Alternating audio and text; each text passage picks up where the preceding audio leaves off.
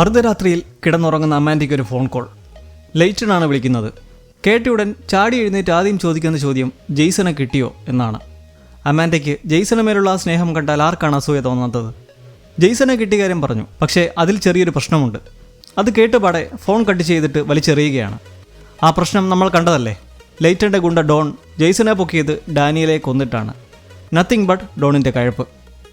ജെയ്സനെ വെലോസിറ്റിയിലെ മുറിയിൽ കൈകെട്ടി കിടത്തിയിരിക്കുന്നിടത്തേക്ക് ലൈറ്റൻ പതിയെ എത്തി എങ്ങനെ തുടങ്ങണമെന്ന രീതിയിലിരുന്നിട്ട് നടന്ന സംഭവത്തിൻ്റെ പഴിയെല്ലാം താൻ ഏറ്റെടുക്കാമെന്ന് പറയുന്നു. ബോക്സിൻ്റെ ക്രിയേഷൻ വഴി ഉണ്ടായ പ്രശ്നങ്ങളെക്കുറിച്ചാണ് അയാൾ പറയുന്നത്. ആ പ്രശ്നങ്ങൾ എന്തൊക്കെയെന്ന് നമ്മൾ വഴി അറിയും. ജെയ്സൺ, നീ തിരിച്ചെത്തിയെങ്കിലും ഞങ്ങൾ തയ്യാറായിരുന്നില്ല നിന്റെ ഈ പെട്ടെന്നുള്ള സ്വഭാവമാറ്റത്തിനെന്നും അത് നിനക്കും അതുപോലെ തന്നെ മറ്റുള്ളവർക്കും അപകടമാണെന്ന് തൻ്റെ സുഹൃത്തിനെ നോക്കി കണ്ണു നിറഞ്ഞുകൊണ്ട് പറയുമ്പോൾ ആ സ്ത്രീയെ നീയാണോ ഡാനിയലയുടെ അപ്പാർട്ട്മെൻറ്റിലേക്ക് പറഞ്ഞു വിട്ടതെന്ന് ജെയ്സന്റെ ഇടർച്ച കേട്ട് എന്തു പറയണമെന്നറിയാതെ ഒന്ന് തിരിഞ്ഞു നിന്ന ശേഷം പറയുകയാണ്, ഞാൻ നിന്നെ സഹായിക്കാൻ ശ്രമിക്കുകയാണ് ജെയ്സൺ. നീ എത്ര ബ്രില്യൻ്റ് ആയ ഒരു മനുഷ്യനാണെന്ന്, നീ എത്ര മികച്ചൊരു സൃഷ്ടിയാണ് രൂപപ്പെടുത്തിയിട്ടുള്ളതെന്ന് നിന്നെ ഓർമ്മപ്പെടുത്താൻ ശ്രമിക്കുകയാണ്.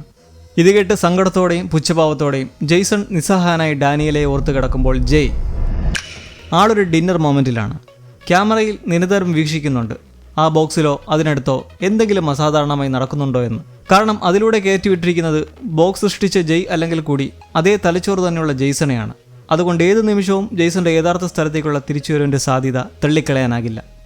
ജയ് ഇരിക്കുന്നിടത്തേക്ക് ഡാനിയലെ എത്തി വളരെ പ്രണയമോഡിലിരുന്ന് തനിക്ക് അപ്ലൈ ചെയ്യുന്ന പുതിയ റൊമാൻസും സെഡക്ഷനുമെല്ലാം കൊള്ളാമെന്നും അതിനെപ്പറ്റിയും സൊറ പറഞ്ഞുകൊണ്ടിരിക്കുമ്പോൾ അവിടേക്കൊരു സ്ത്രീ വന്ന് വളരെ കാര്യത്തോടെ ഡാനിയെ കെട്ടിപ്പിടിക്കുന്നത് കണ്ട് ആരെന്ന രീതിയിൽ ജയ്യും എഴുന്നേറ്റ് കണ്ടതിൽ സന്തോഷമെന്ന് പറഞ്ഞ് കെട്ടിപ്പിടിക്കുമ്പോൾ ഇത്തിരി ധൃതിയുണ്ടെന്നും നമുക്ക് നാളെ എല്ലാം പറഞ്ഞ പോലെ മീറ്റ് ചെയ്യാമെന്നും പറഞ്ഞവർ പോകുമ്പോൾ ഇവരാരെന്നും നാളെ എന്തെന്നുമുള്ള രീതിയിൽ കുഴങ്ങുന്ന ജയ്യോട് ഡാനി, അത് ബാർബറ അറിയില്ലേ, നാളെ നമ്മുടെ വീട്ടിലേക്ക് അവരുടെ കുടുംബത്തെയും കൂടിയല്ലേ അത്താഴ വീഴുന്നതിന് വിളിച്ചിരിക്കുന്നത്, മറന്നുപോയോ എന്ന് വ്യക്തമാക്കുമ്പോൾ ഓ മറന്നുപോയി, വേറെ ആരൊക്കെ വരുന്നെന്നാണ് പറഞ്ഞത് എന്ന് ജയ് നീറ്റായി അതിനെ കൈകാര്യം ചെയ്യുമ്പോൾ അടുത്ത ദിവസം വെലോസിറ്റിയിലേക്ക് ഒരു കാർ കയറി വരികയാണ്. അതിൽ വന്ന സ്ത്രീയെ അവിടെയുള്ള ഒരു ഓഫീസിലേക്ക് കയറ്റി ആളിപ്പോൾ വരുമെന്ന് പറഞ്ഞു നിർത്തുമ്പോൾ അവർ അവിടെ എല്ലാം ചുമ്മാ ഒന്ന് കണ്ണോടിക്കുന്നു. ആ കണ്ണ് ചെന്നെത്തുന്ന ഒരാളുടെ ഫ്രെയിം ചെയ്ത ഒരു വലിയ ഫോട്ടോയ്ക്ക് മുന്നിൽ എൻ്റെ മുത്തച്ഛൻ്റെ ഓഫീസായിരുന്നു അത്. ഇങ്ങനെ പറഞ്ഞ് കയറി വരുന്ന ലൈറ്റനെ കണ്ടവർ സ്വയം പരിചയപ്പെടുത്തുകയാണ്. ഞാൻ ഡിറ്റക്റ്റീവ് മെയ്സൺ, ലൈറ്റൻ വാൻസ്. കണ്ടതിൽ സന്തോഷം. അപ്പോൾ ആ സ്ത്രീ എത്തിയിരിക്കുന്നത് ഒരു അന്വേഷണ വഴിക്കാണ്. അവർ ആദ്യത്തെ മര്യാദ എന്ന രീതിയിൽ ലൈറ്റൻ്റെ മുത്തച്ഛനെ കുറിച്ച് ചോദിച്ചറിയുകയാണ്. ആൾ ഏവിയേഷനിലായിരുന്നു. 52 വർഷങ്ങൾക്ക് മുമ്പ് വെലോസിറ്റി എന്ന ഈ പ്രസ്ഥാനത്തിന് ജീവൻ നൽകി ജെറ്റ് വിമാനങ്ങളുടെ എഞ്ചിൻ നിർമ്മിക്കാനായി. അങ്ങനെ മെയ്സൺ കാര്യത്തിലേക്ക് കടക്കുന്നു. ജെയ്സനെ തേടിയെത്തിയതാണ്. 8 കൊല്ലം ഒരുമിച്ച് ജോലി ചെയ്ത് 1 കൊല്ലം മുൻപ് അപ്രത്യക്ഷമായ ആളെക്കുറിച്ച് അവർ തിരക്കുമ്പോൾ താൻ പിന്നീട് കണ്ടിട്ടേയില്ലെന്നും താനിന്ന് പോലീസ് കംപ്ലയിൻറ്റ് ചെയ്തതാണെന്നും ലൈറ്റൻ പറയുന്നത് കേട്ട് ഇവിടെ ജോലി ചെയ്തിരുന്ന ബ്ലെയർ കാപ്ലൻ എന്നൊരു സ്ത്രീയും 18 മാസം മുൻപ് മിസ്സിംഗ് ആയിട്ടില്ലേ എന്ന മെയ്സന്റെ ചോദ്യം കേട്ട് വന്നതിൻ്റെ ഉദ്ദേശം അറിയാൻ താല്പര്യപ്പെടുന്നതിനെ തുടർന്ന് ജെയ്സൺ 3 ദിവസം മുമ്പ് ഇവിടെ ഒരു ഹോസ്പിറ്റലിൽ അഡ്മിറ്റ് ആയതായും താൻ വരുമ്പോഴേക്കും അവിടുന്ന് സ്കൂട്ടായി ശേഷം അയാൾ ഒരു ആർട്ട് ഗാലറി എക്സിബിഷനിൽ പങ്കുകൊണ്ടതായും വിവരം ലഭിച്ചിട്ടുണ്ടെന്നും ഇവിടെ എത്തിക്കാണമെന്ന പ്രതീക്ഷയിലാണ് എത്തിയതെന്നും പറഞ്ഞ് കാണാതായപ്പോൾ റിലേഷൻഷിപ്പിലായിരുന്ന അമാൻഡ ലൂക്കസിനോട് സംസാരിക്കണമെന്ന് പറഞ്ഞവർ ചോദ്യം ചെയ്യലെല്ലാം കഴിഞ്ഞ് മടങ്ങും നേരം അമാൻഡ ലൈറ്റനോട് വന്നിട്ട് ജെയ്സൺ എവിടെയെന്നറിയില്ല എന്ന നീ പറഞ്ഞ അതേ കള്ളം തന്നെയാണ് ഞാനും പറഞ്ഞിരിക്കുന്നതെന്ന് ദേഷ്യപ്പെടുമ്പോൾ ആ ദേഷ്യത്തിന് കാരണമായിട്ടുള്ള ഡാനിയലയുടെ മരണത്തിന് പിന്നിലുണ്ടായ സംഭവത്തെക്കുറിച്ച് പറയുകയാണ് ലൈറ്റൺ.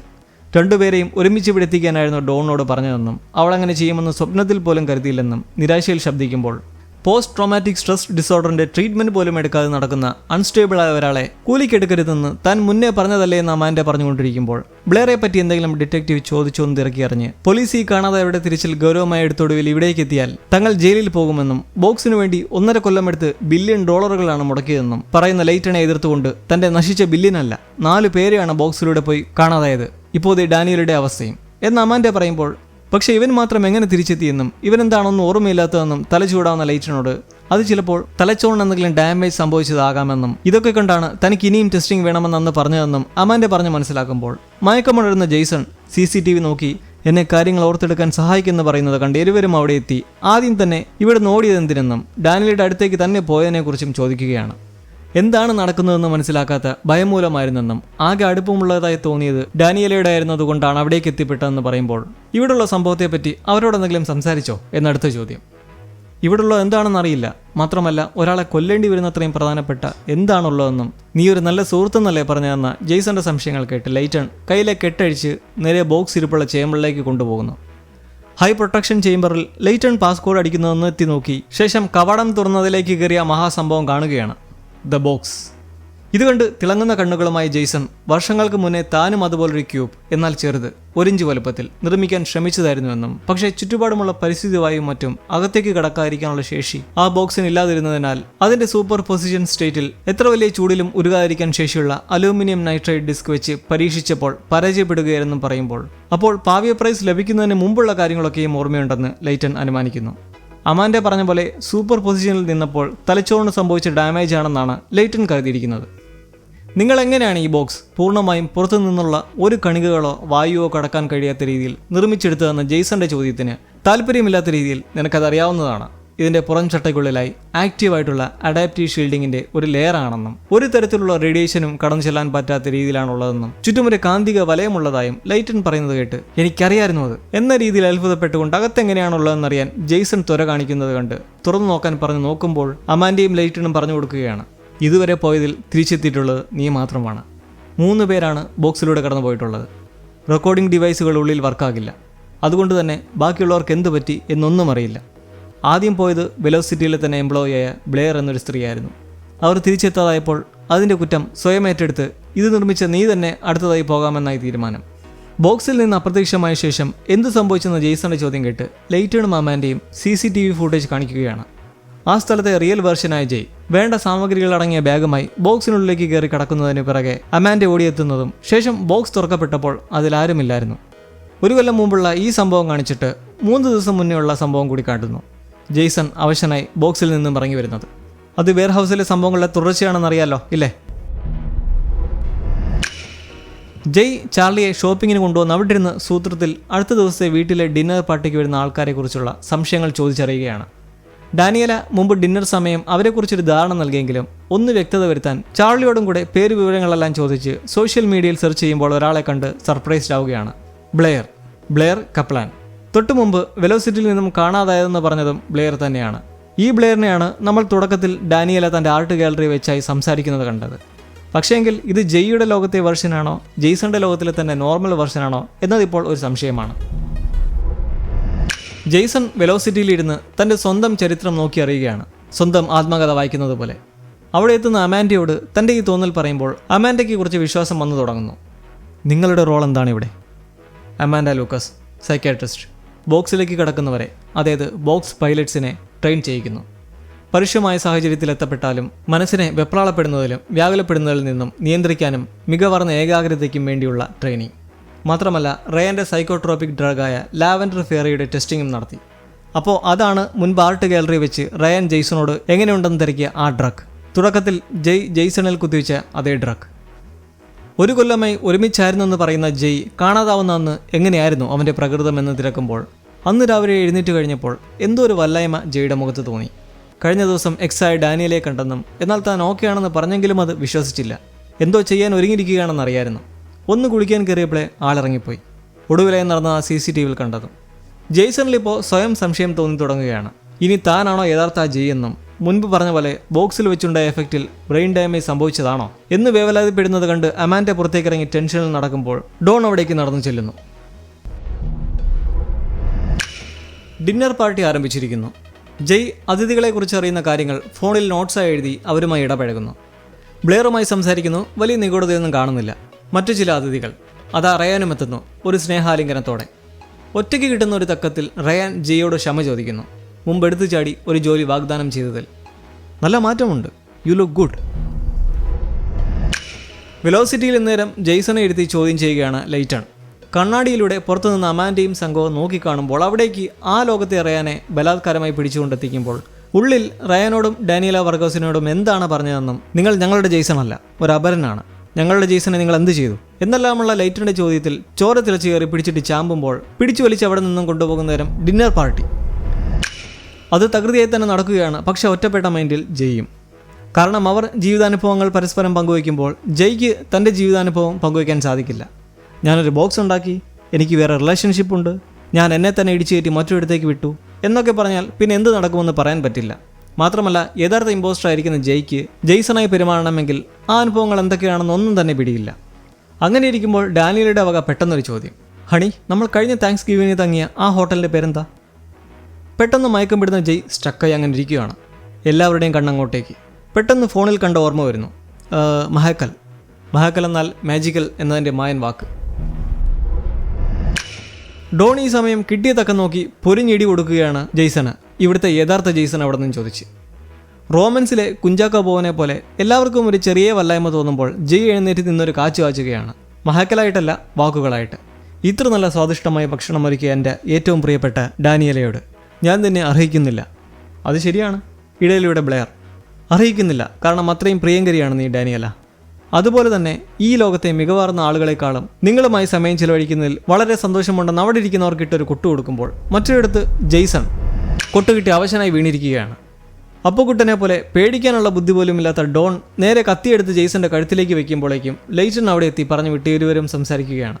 തന്നെ ഇടിച്ചതിൽ യാതൊരു പരിഭവമില്ലാത്ത രീതിയിൽ എനിക്ക് ആരെയും വേദനിപ്പിക്കേണ്ടെന്നും ഞാൻ കഷ്ടപ്പെട്ട് പിറകെ നടന്ന് ചെലവഴിച്ച ബോക്സ് എൻ്റെ മുമ്പിലുണ്ടെങ്കിൽ പോലും അതെങ്ങനെ ഉപയോഗിക്കണമെന്നും എങ്ങനെ കൺട്രോൾ ചെയ്യണമെന്നും അറിയാത്തത് താനൊരു മടയൻ എന്ന രീതിയിലേക്ക് പോകുന്നതായും അതിനുള്ളിലേക്ക് കയറി കഴിഞ്ഞാൽ എങ്ങനെയാണ് കാര്യങ്ങളെന്നും ഒരുപക്ഷെ നിന്റെ മറ്റൊരു വെർഷനാണത് നിർമ്മിച്ചതെങ്കിൽ കൂടെ നിനക്ക് മതേ ബുദ്ധി തന്നെയല്ലേ അത് വെച്ച് മനസ്സിലാക്കി പറയാനും അത് ഈ ലോകത്തുള്ള എല്ലാവർക്കും തന്നെ ഉപകാരപ്രദമായേക്കുമെന്നും പറയുമ്പോൾ അതെങ്ങനെയാണ് ലോകത്തിന് ഉപകാരപ്രദമാകുന്നതെന്ന് ജെയ്സൺ. ഉപകാരം എങ്ങനെയാണെന്നോ? എന്തുകൊണ്ട് അത് വെച്ച് നമുക്ക് ഈ ലോകത്തെ ക്യാൻസർ മുക്തമാക്കിക്കൂടാ?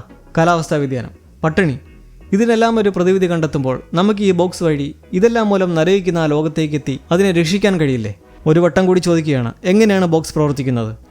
എനിക്കറിയില്ലെന്ന് കരയുന്ന ജെയ്സനെ കണ്ട് ലെയ്റ്റൺ ഇറങ്ങി പോകുമ്പോൾ കരയിക്കാൻ തയ്യാറായി നിൽക്കുന്ന ജയ് ഈ കുറച്ച് നാളുകളിലായി ചില മാറ്റങ്ങൾ നമുക്കുള്ളിൽ ഉണ്ടാവുന്നെന്നും അത് നല്ലതാണെന്നും ആസ്വദിക്കുന്നെന്നും പറഞ്ഞ് ഡാനിയല ജെയ്യുമൊത്ത് പതിയെ റൊമാൻസ് മോഡിലെത്തുമ്പോൾ റയാൻ എന്തോ പോയ അണ്ണാനെ പോലെ വെലോസിറ്റിയിൽ അവിടേക്ക് ജെയ്സനെ കൊണ്ടിടുന്നു. എല്ലാം തൻ്റെ തെറ്റാണെന്നും അന്ന് ഡാനിയലയുമൊത്തുള്ള കൂടലിന് ശേഷം നിരന്തരമായി വിളിച്ചുകൊണ്ടിരുന്ന ലെയ്റ്റണോട് ഞാനാണ് നീ അവിടെയുള്ളതായി പറഞ്ഞുവെന്നും റയാൻ പറയുന്നു.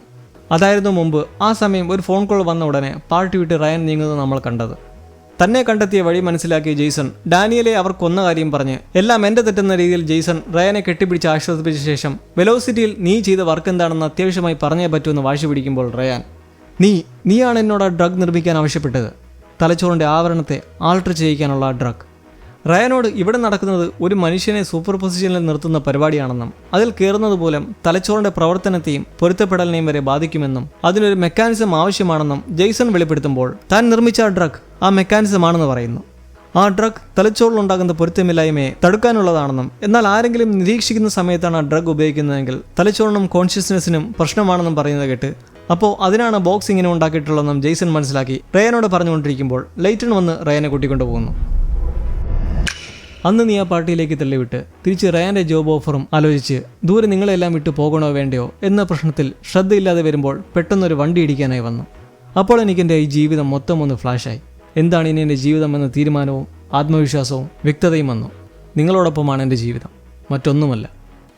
അന്ന് ജെയ്സനെ പിന്തുടർന്ന് കണ്ട ചില കാര്യങ്ങൾ മെനഞ്ഞെടുത്ത് ജയ് ഡാനിയലയ്ക്ക് മുന്നിൽ പറഞ്ഞ് ഒരു കൺവിൻസിങ് സ്റ്റാർ ആകുമ്പോൾ മുറിയിൽ തളർന്നെടുക്കുന്ന ജെയ്സൺ അടുക്കലേക്ക് അമാൻഡ എത്തി CCTV ക്യാമറയെല്ലാം ഓഫാണെന്നും പുറത്തേക്ക് കൊണ്ടുപോകാമെന്നും പറഞ്ഞ് അവിടുന്ന് രക്ഷപ്പെടുത്താൻ ശ്രമിക്കുമ്പോൾ റയാനെക്കുറിച്ച് ജെയ്സൺ ചോദിക്കുമെങ്കിലും എന്തോ സംഭവിച്ച പോലെ ഐ ആം സോറി എന്ന് പറഞ്ഞ് ആരും കാണാതെ ഒരിടത്തേക്ക് കയറി നിൽക്കുമ്പോൾ എന്നെ രക്ഷിക്കുന്നത് എന്തിനെന്ന് ജെയ്സന്റെ ചോദ്യത്തിന് അമാൻഡ എനിക്ക് ഈ പ്രവൃത്തികളിൽ നിന്നും തിരികെ ഇറങ്ങാൻ കഴിയുമോ എന്നറിയില്ല, പക്ഷേ ശ്രമിക്കുകയാണ്.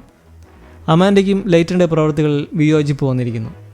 അവരൊരു ലിഫ്റ്റിൽ കയറി താഴെ എത്തി ഇറങ്ങുമ്പോൾ അവിടെ നിർഭാഗ്യമെന്ന് പറയട്ടെ ലെയ്റ്റൺ കണ്ടപാടെ തിരികെ ലിഫ്റ്റിലേക്ക് കയറുമ്പോൾ ലെയ്റ്റണും ഇത് കണ്ട ആളുകളെ വിളിച്ചറിയിക്കുമ്പോൾ അവരിരുവരും വേറെ വഴിയില്ലാതെ ബോക്സിന്റെ ചേമ്പറിലേക്ക് എത്തുകയാണ്. പാസ്കോഡിൽ അമാൻഡ ലൂക്കസ് റിജക്റ്റ് ആയിരിക്കുന്നു.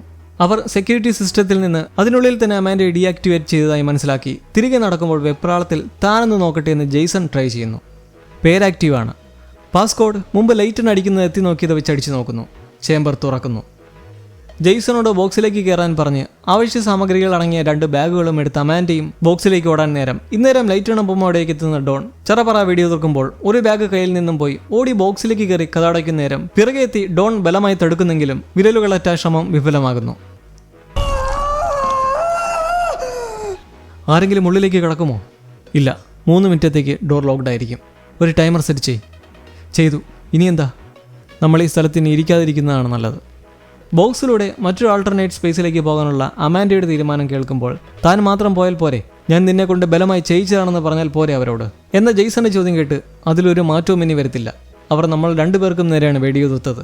ലെയ്റ്റൺ എന്തായാലും ഇനി എന്നോട് പൊറുക്കാൻ പോണില്ല എന്ന് പറഞ്ഞ് ഇരുവരും ബാഗിൽ നിന്ന് ആ സൈക്കോട്രോപിക് ഡ്രഗുകളിലൊന്ന് ലാവൻഡർ ഫെയറി അതെടുത്ത് സിറിഞ്ചിലാക്കി ജെയ്സണിൽ കുത്തിവെച്ച ശേഷം അമാൻഡയും ഒന്ന് കുത്തിവെക്കുന്നതോടെ രണ്ടുപേരിലും ബോധക്ഷയം വരുമ്പോൾ ജയ് ലാപ്ടോപ്പിൽ ചാർലിയുടെ ഒരു ബർത്ത്ഡേ ദിവസത്തെ വീഡിയോ ക്ലിപ്പ് കാണുകയാണ്.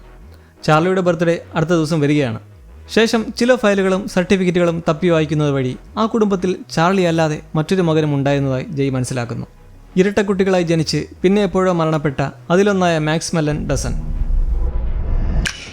3 മിനിറ്റ് ആയിരിക്കുന്നു. അലാറം അടിക്കുന്നത് കേട്ട് പതിയെ പാതി മയക്കത്തിൽ ജെയ്സൺ എണീക്കുന്നു. പിറകെ അമാൻഡയും. രണ്ടുപേരും എഴുന്നേറ്റ് അതിശയത്തോടെ നോക്കി നിൽക്കുകയാണ്. അവരെത്തിപ്പെട്ട ചുറ്റുപാട് ഒരു അന്തവും കുന്തവുമില്ലാത്ത നിറയെ വാതിലുകളുള്ള അനന്തരമായ ഒരിടനാഴി.